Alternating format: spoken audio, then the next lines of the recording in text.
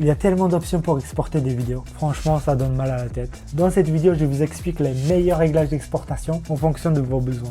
Salut, c'est Bill, bienvenue sur ma chaîne pour ceux qui ne connaissent pas. Ici, on explore le monde du montage vidéo sur Final Cut Pro à travers des astuces et des tutoriels. Alors abonnez-vous et activez la cloche pour ne rien manquer. Et c'est parti pour la vidéo d'aujourd'hui. Alors avant de commencer la vidéo, je vous montre comment changer la résolution ou la format, genre vertical, horizontal, carré, etc.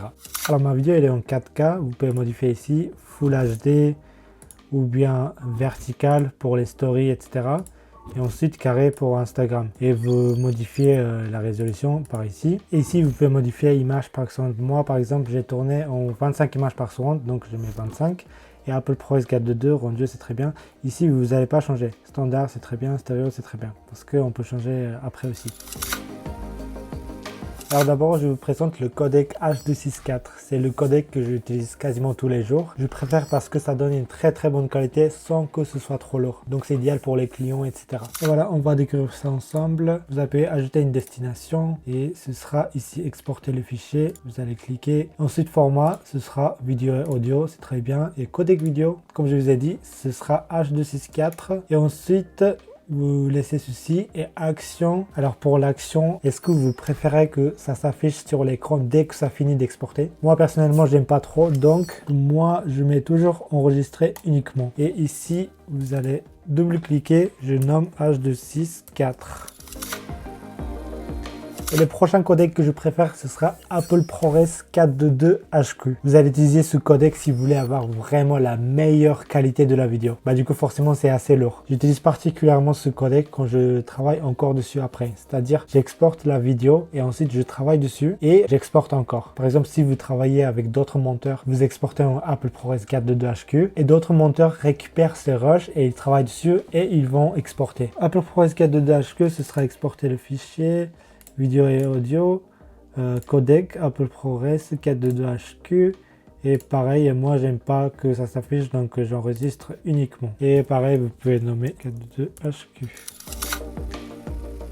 Alors prochain codec, ce sera Apple ProRes 4.4.4.4. C'est le codec que j'utilise quand j'exporte une vidéo mais sans background. Et ça pèse très lourd, ça pèse encore plus lourd que Apple ProRes 4.2 HQ. Encore une fois, exporter le fichier.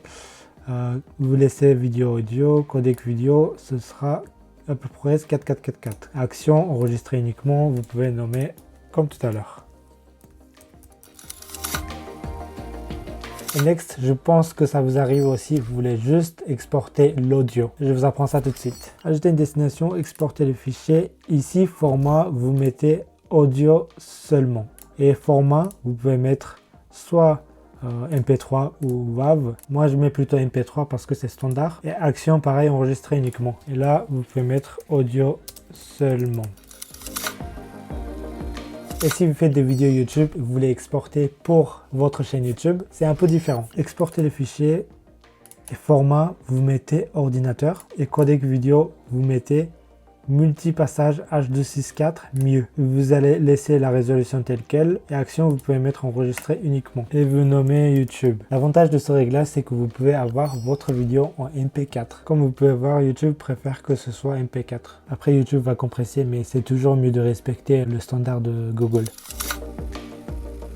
Le prochain réglage ce sera photo. J'imagine que vous voulez faire des screenshots, c'est possible sur Final Cut. Je vous montre tout de suite. Alors ajouter une destination, ce sera enregistrer l'image. Alors ici, vous pouvez mettre soit JPEG, soit PNG. Si vous choisissez JPEG, ce sera avec background. Si vous choisissez PNG, ce sera sans background. Et vous pouvez toujours nommer screen. Et voilà, on a créé des destinations. Donc à partir de la prochaine fois, ça s'affiche tout ça ici. Et pour finir, je vous montre une technique bonus. Moi, franchement, j'ai la flemme d'appuyer là et choisir le codec que j'utilise très souvent. Au lieu de faire ça, vous allez sur ajouter une destination. Par exemple, moi j'utilise H.264 très souvent. Donc vous allez clic droit et vous allez mettre par défaut. Et maintenant quand vous appuyez commande E, et voilà, ça exporte directement avec vos réglages préférés. Et vous appuyez sur suivant, vous allez choisir la destination. Alors j'espère que c'était pas trop rapide. Je vous montre un récap de ce que j'ai fait aujourd'hui. Vous faites un screenshot si vous trouvez ça utile. Si vous avez apprécié la vidéo, n'hésitez pas à liker et vous abonner pour ne rien manquer. Dans cette vidéo, je vous montre comment faire la voix d'un monstre, un robot et bien d'autres dans Final Cut Pro. Donc n'hésitez pas à checker si ça vous intéresse. Et on se voit à la prochaine vidéo. Ciao!